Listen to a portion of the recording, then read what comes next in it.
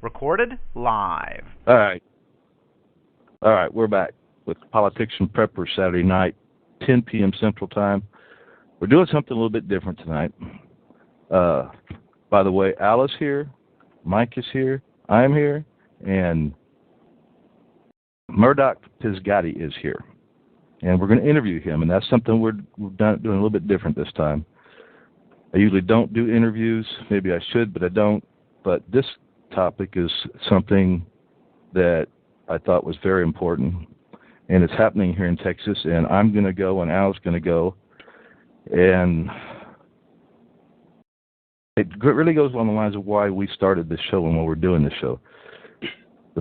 The politicians have just gone too far, and we're finding more and more people have just gotten pushed to the point they've got to do something, and that's why we started the show, because we felt like it's just time for regular people to join in and start doing something, and that's what we're doing. That's why we got the website, that's why we got the show, and that's why we're going to go to the Killeen March. And well, let me just introduce Murdoch Pizgatti here real quick. And he's Murdoch. Was this your idea to put this thing together, or you just jump in early in and just kind of go with it? It was definitely my idea to start with, but as I got excited about it, got motivated about it, and said, I'm going to go do it, come to find out, I started hearing from everyone else that all these other groups were kicking around the idea, just nobody had stood up and said, me first. And so a lot of people, a lot of support have jumped in and kind of said, yes, we'll bring some people, we'll give it a little bit of a promotion here and there. And so it's really picking up steam now. Well, I wish I would have thought of it first, but I'm glad somebody thought of it and jumped in and started doing something about it, because it needs to be done. And, a while back I talked about doing some kind of demonstration or something, and I didn't feel like I had enough of influence or enough of people to get things going. And maybe I was wrong, but And I didn't either. Yeah, that's why I said maybe I was wrong. But, well, and it just kind of happened one evening on one of the social networking sites. I came across that video of Master Sergeant Christopher Grisham getting arrested by the police and his gun confiscated. It pissed me off. Go ahead. And I knew that was my line in the sand, and it had been crossed that evening. I started telling everyone that I was going to go down there and exercise my rights as a free human and walk with my gun through that town. I didn't have any concept of anybody else was going to go with me, but I was going. And so I emailed Christopher Grisham about it, and he sent me an email back saying, yeah, that would be great, and before I knew it, it started to pick up the steam, and I was only a week or so after that realizing that it was a big story. I didn't even realize I hadn't seen it anywhere else. I didn't know that it was in the Washington Post already, the New York Times. I had no clue. So come to find out. Well, that's like a lot of things these days. There's stories out there that just doesn't get on a lot of places where most people get their news. Yeah. But if you know where to go, you start to see it. If you go to the conservative websites or websites or news places that actually report the news and don't just skip stuff they don't like. Benghazi. Yeah, Benghazi. Oh, don't get me started there. Every time I see some of this stuff, I feel like I'm going to have to go get some high blood pressure medicine. And supposedly I don't have high blood pressure, but I sure feel like it when I start reading up on some of this stuff. So, all right, you decided to go ahead and just jump in and get it done, do something because you were upset about it, and you got in touch with Master Sergeant C.J. Grisham, and that's who this whole thing is around. Why don't you fill everybody in that might come in and listen to the podcast what that deal is? Sure. Because maybe not everybody knows. Well, it's a pretty viral video now on YouTube. It's active duty soldier arrested and legally disarmed, I think is the title. This is a 15-minute video that Mr. Grisham's son, 15-year-old son, videotaped of the run-in with the Temple PD. Now, they were out hiking, doing their Boy Scout badge earning, and he had his AR-15 strapped on his tactical, 1-point sling up front. And, they're out where there's coyotes and pig, wild pigs. And yeah, and which, by the way, here in Texas, it's totally legal. Yeah, even if they'd have been going straight through downtown, any long gun, open carry is perfectly okay. So the police came up, they demanded his gun, they took it from him, they arrested him, and he still hasn't got his guns back. Well, just the other day, they finally, after 1 day short of 2 months, suppressed all of the dash cam footage and the 911 call, finally released it to him and his lawyer. Then they went ahead and put a gag order on it so that he couldn't release it to the media and the public. So there's still, yeah. Well, let me back up. That was only after the judge on the case recused himself off of it, not giving any reason, not knowing any of the participants in the case, and then the taxpayer money had to bring a new judge in from San Antonio. He probably didn't want to be involved with it because he's probably going to be up for re-election, and I think it's a campaign year. Yeah. And so, after they got to see the video of the dash cams, he's not allowed to actually say what's in it, but he said that it was a lot worse than his recount of the incident. The officer pulled his gun on him and everything else in the 30 seconds before Mr. Grisham started filming, and then handed the camera to his son. And that's what we were missing, and I think that's what leaves out some of the story for people, because they go, well, what did he do? Did he do something to provoke it or something? And I don't think he did. He seems like a pretty upfront kind of guy. As of right now, they are only charging him with interfering in the duty of an officer. It was refusing arrest, but the whole thing's filmed, and he's not resisting. So they've now said that he was interfering with the duty of an officer, but it was not a legal stop. There was no suspicion of a crime, so there was no reason for them to do any of that to start with. Yeah, which kind of bugs me. We got a report by a civilian that there was something legal going on here. Right. So we had to stop you. Are you in communication with him? With CJ? Yeah. Yes, I actually saw him earlier today. We were both at an Oath Keepers Fort Hood meeting earlier. Okay. Do you know if he's aware of Title 42 USC 1983? He's pretty well versed. He's pretty well versed. Go ahead and answer on all the question.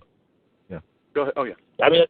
that would be a federal case at that point. But that if he looks into that he can file personal lawsuits against all these officers for depriving him of his constitutional rights under color of law. And that's a real strong case. Oh, absolutely. He actually is planning a civil lawsuit. I think they've already named the number somewhere, I think around $1.2 million. They're also putting every one of those 3 officers that were on the scene individually being sued. Yes, he's already in the works for that. That's perfect, because that's what. Yes, that's great.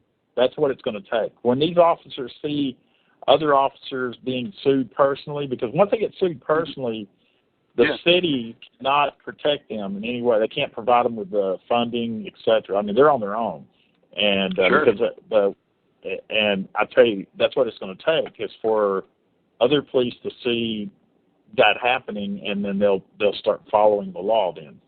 Yeah, and we've talked about that on some of the earlier podcasts. We really think that is one of the biggest answers to this kind of thing. When this kind of situation happens, if those police officers get sued and have to do it on their own nickel, they're going to start thinking twice about doing something stupid like that. I cannot believe some of the stuff that man said. The original, the arresting officer said on camera. I think if anybody hasn't seen that video, you got to go see it. And you can just go to YouTube and put in Master Sergeant Grissom, and you'll find it. And yes, and by the end of it, he's going to get his pension. Oh, and to add a twist to the story, the arresting officer owns his own tactical gun shop and teaches CHL I bet he's going to go broke. I bet he's going to go broke. Right. He had to have been more than aware of the law. He teaches CHL classes. So. Mm-hmm. Well, ignorance of the law is no excuse for them guys either. Yeah, true. Especially for them. True. They won't let us use it. Well, I saw that, and I guess I picked up on a couple other guys that I know saw it. And they didn't pick up on the little things that I picked up on, and they weren't little to me, which was some of those comments about, that law, those laws don't pertain anymore. It's like he just decided that those laws aren't even laws anymore, and he can do whatever he wants to. Oh, yes. And basically, that's the way he came across. Yeah, because of 9/11, we don't obey those laws anymore. Mm-hmm. Yeah. That's BS. You can't just go out and do whatever the heck you want to because you got a badge. You've got to answer to somebody. You keep doing that, and that's what I'm glad he's already going in that direction. Sure. Yep. All right, now it's good. The march is going to be in Temple. Tell us when and where. Yep. All right, it's the Come and Take It Temple event is the name of it, Come and Take It Temple. It's happening June 1st at 212 South Main Street, which is the community market. They usually have the farmers market there. It's a couple big pavilions. We're going to have live music, barbecue, several big groups are going to be there. We're going to have a good Black Rain Ordinance has given a free gun to CJ since he hasn't got his back from the police yet. That was going to be one of the questions people asked, and I was going to ask, but you already answered it. So. Yeah, they have not given him his guns back. He had a 45 on him as well, and they still have that. So Black Rain Ordinance, which is going to be doing their official presentation of that gun to CJ at the event. CJ is going to speak. We have several other pretty good people speaking. We've got some live music, and should be fun. All right, and there's going to be parking in the area? Is Uncle Ted going to be there? I'm sorry? Go ahead. Is Uncle Ted going to be there? We talked to his office, and he's busy. They said he's on tour. Yeah, he is on tour. Well, has there been any response from any other police agencies, or any are there any police officers going to be there in support? Well, there's a couple local gun groups that do have some local Temple PD as members. I don't know if those guys will be there, or if they are, probably not in uniform. But we'll have a lot of soldiers, a lot of everyone from Oath Keepers to, Texas State Militia to everybody else is all going to show up in force. NRA has given the thumbs up as well. Yeah, I heard the Oath Keepers jumped in big time to help out. Yeah, absolutely. Jay Stang, the Texas president of Oath Keepers, will be there speaking. Oh, it's going to be a big deal. And hopefully you got some T-shirts left, because I think some people are going to want those T-shirts. They are. If we sell out quick enough, we may try to squeeze in another run to have some available at the event, but who knows? All right. If I can get there early enough, I'll if y'all need any help with something, I'll try to jump in and help out. I just don't know if I'm going to be there. I don't know if I'll be there early enough or not yet, though. Okay. I do know I got the day off, though. Excellent.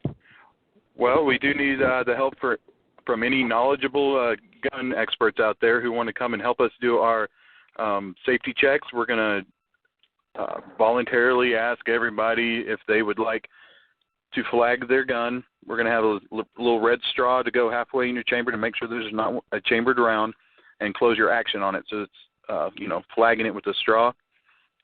That way, it'd be a very easy visual that everybody's being safe. That'll cut down on any accidental discharges, and so some forethought has gone into keeping this as a very safe, positive experience for everyone. All right, now I think I'm going to try to answer this because I know Al was questioning me about it the other day. The red straw is just in the chamber where it can be removed quickly, correct? Absolutely. We're not asking for people to zip tie them like a gun show that disables your gun. You can just easily pull it right out in case the ninjas pop from the bushes or aliens beam down. That's where I was talking about the other night. A second. That's where I was talking about the other night about having a quick straw draw contest, you know. I think that would be excellent. That's my background anyway, you know, fast draw with the old 6-shooters and stuff. And yeah. And I got some safety training there and stuff. So, like I said, if I can be of any help, if I get there early enough, I'll jump in there wherever I'm needed. And Al, did you have anything you wanted to say about the straws? Do you understand what it's? Yeah, not really. It's really. I can understand that if we're going to have thousands of people there. But. Yeah. Well, it's really just for a show for the crowd, for the people watching. Yeah. It's just a gesture. And we're going to do that gesture. Yes, we're going to hope the experts want to do it, and so that maybe the amateurs will follow their lead, and that, you know, maybe prevent that from someone who's not quite as knowledgeable that wants to come out and participate in this. Right, and it's not a mandatory thing, but you really are hoping people will do that. Yeah, we're asking everyone just to put on, you know, a good example to the less knowledgeable people, and if they, you know. At least if there's one or two that don't want to do it, it'll be very easy to single them out, and we'll let everyone know not to march next to that guy. But I guess guest 3 in the chat room here said gun safety is a good thing. It is one of the most important things when you're handling a gun. So I can understand the thought that goes in behind it, but I can also understand why some people were questioning it, because that was a big topic over on the Facebook.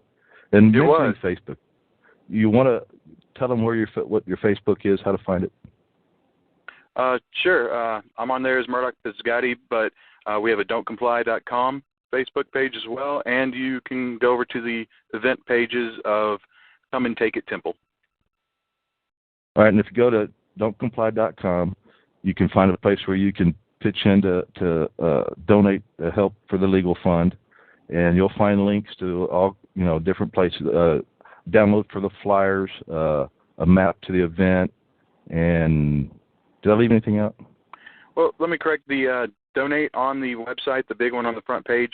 It will actually go towards paying for the event, and any leftover from that will roll over into the CJ's legal defense fund. But you can go directly to his Indiegogo, I think, account and donate there. Which there is a link there that you can go to that. I found it earlier. I was looking at it. Yeah. Yes, there is. In fact, and there's some wonderful event T-shirts. Go ahead. Yeah. There's some wonderful event T-shirts on there for sale as well. Yep, I think I'll have to pick one up when I'm there. Hopefully there'll be some left. I should have ordered some, but ordered one. And I probably still could order one. Now, have we left anything out that you'd like to get in about this? Anything about the sergeant, the story, the event, anything you've left out? A lot of people are also wondering about, I guess there's a couple things. Start with the original content that Oath Keepers had on their promotions said it was an act of civil disobedience. This is by no means a civil disobedience act. It's all perfectly legal in Texas. It's all with the coordination of all of the local authorities, and so in no way is there disobedience going on. That's the way the left-wing liberal media will portray it, but that's not the truth. Right. So as of now, Oath Keepers has changed all of their documents, and you know, I understand the need to want to make this a sensational event of civil disobedience and just make it a spectacle, but it's not. It's just. Yeah, they're trying to do it to get headlines. And, Sure. you know, and I know why they do it. I'm just not into that kind of thing that much. So I'm not either. I could probably you know, get more traffic to the site if I was, but I'm not. Yeah, absolutely. And I could have, more headlines and bigger papers as well, but that's not what it is. We're not, some of the effects that we're hoping will happen from this is that, of course, the local and statewide authorities will understand that it's something legal, and that the masses, the regular population, will start to understand so now that they see someone walking down the road with a gun, they don't call 911. They understand that, they get some sort of comfort level with it. Yeah, I mean, when I was growing up here, we walk all over the place with our guns on our hip, strapped on our back, in our hands. Sure. Nobody said a dang thing. Nobody even gave a second look. Of course, that was a small town at the time. It's not anymore, but the other, I was tempted to walk through town with the gun in my hand and see what happened, a rifle and but I haven't. The one gray area in the law in Texas says if you're carrying the gun in a way calculated to cause alarm, right. is a justification for them to stop you and harass you. So that's why we're asking everybody to have it on a strap, hopefully a shoulder strap towards the back to kind of be uniformed and in the least manner that will give the cops the least amount of leeway to come and harass anyone, so that it'll be a real smooth event. Yeah, I got to figure out which one I'm taking. Now, some people are going to want to carry some big ones and show them off, and that's wonderful. Just remember that we are going to be outside in Texas hanging out, listening to music, eating food, and then marching around town. I think I'll probably take my cheapest one or my lightest one. Yeah, I may go to the 22 rifle. Well, Temple likes to take people's guns, so maybe I'll take the cheapest one. Because I go ahead. I was going to change. Go ahead. No, I was, years ago. See, I have this special thing down deep that just aggravates me, and that was the gun confiscation. Everything aggravated me about this story, but the gun confiscation, I have a personal issue with, because I had it happen to me, and I didn't get my gun back. And my lawyer said it wouldn't be worth it, but he said he could. And by the way, I was completely innocent and found completely innocent. But anyway, I didn't get it back, but he said he could get it as part of his fee. So he got it, and then when he died in his will, I got the gun back. But it was karma. 20. That was like 20 years, or 18.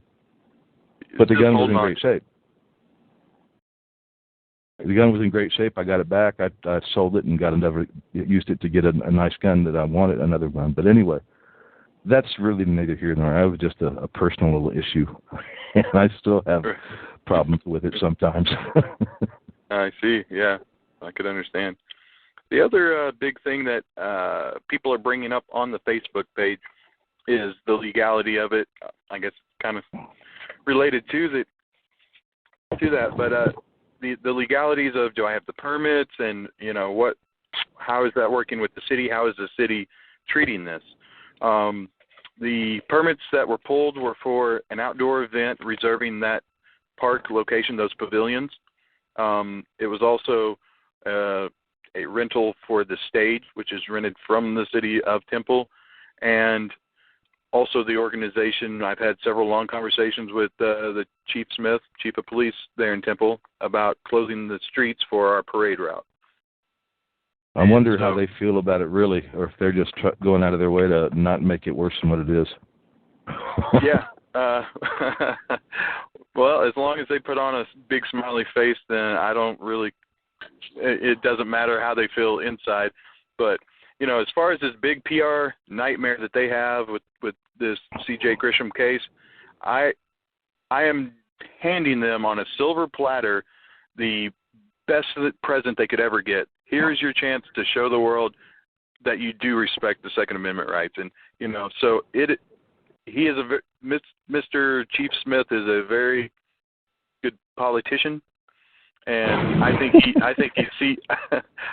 he can see the value of making this a very smooth event on his end. And we've been working closely with them about getting the roads closed, when we're going to be doing the march, and he knows exactly what we're doing, and here's his chance to shine, to make up a small bit of that glaring black eye that they have. Oh, boy, do they have a big shiner. 2 of them. 3 of them. Yeah. Well, there's a lot of pending cases, should I say, with the Temple PD and guns right now. Well, I think there's a story right there, and just with that judge that recused himself. Well, you know, sure. Not only, and you know, if they happen to go the Title 42 route, the superiors and bosses can be held liable as well. The trainer, their supervisors. Yeah, it could go all the way to the chief. Yeah. Yeah, and if that's what it takes to get the point across to the police officers, and I know a lot of police officers in the past. I don't know, but a couple real close right now, and all of them but one, I think, would be on our side on this. There's one I think would defend that, and he became a police officer for the wrong reason anyway. But I guess that's really not neither here nor there. But so I think there's probably a lot of people out there think we're going to be going, well, y'all just hate police officers. Y'all just trying to make them look bad. No, we're not. We're just saying that the police officers need to follow the law, abide by the Constitution, do what they said they would do. They took oaths to protect and serve, not to rough up and ignore the Constitution and rough people up. Because they didn't treat him real nice there. They didn't beat him up or anything, but they didn't really treat him very nice. No. And I think they should have, if they would have handled the whole situation from the very beginning with a little respect towards the sergeant and used a little common sense, the whole thing would have blown over. There would have been nothing there at all. But in the long run, maybe it'll be a good thing. Maybe it's something that had to happen to somebody, and it just happened to be the sergeant to help get the word out and start making a point that we're sick and tired of this stuff, and we're going to start facing you and pushing back. And if we have to take you to court to do it and make you learn your lesson, well, that's just the way it's going to be. Yeah, I think they do this stuff in New York and Chicago. They just do this stuff in New York and Chicago all the time, but Texans aren't going to take it. We're not going to give an inch on our guns down here. No, and I'm not. Not only do I not want to give an inch, I want to start getting to the point where we start taking back some of it. Yep. Because these gun laws have just gotten ridiculous. Even here in Texas, the gun laws are ridiculous. They're unconstitutional. I would go as far to say most, if not all of them are.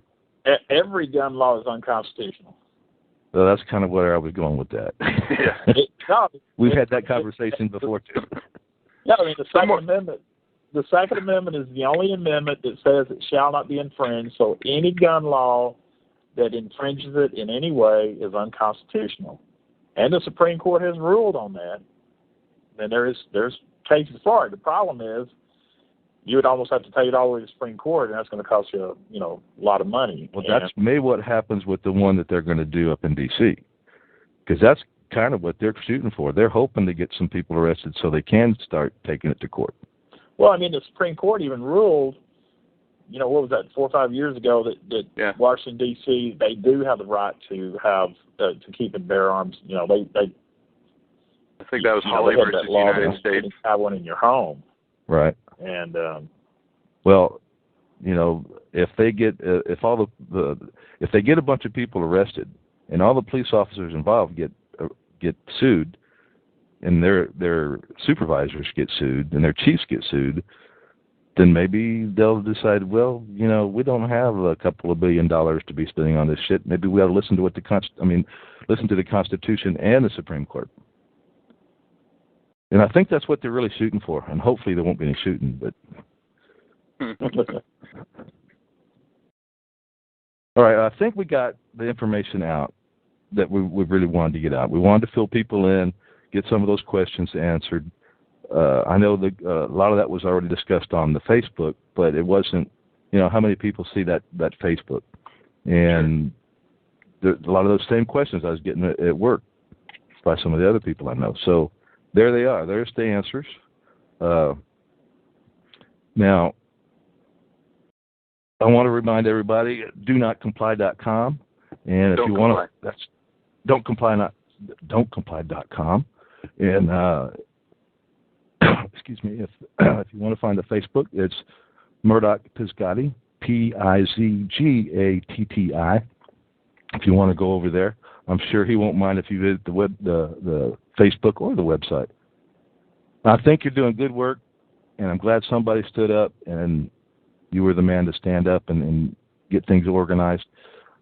So if I know you're on the road, if you want to hang around and visit for a little bit, you're welcome to. If you want to get back on the road and get wherever you're going, we understand that too. All right? Great. Thank you very much for the time and the platform to let everyone know. We didn't hear that. It broke up. I was just saying thank you for the opportunity and the platform to get the information out. Well, you're welcome.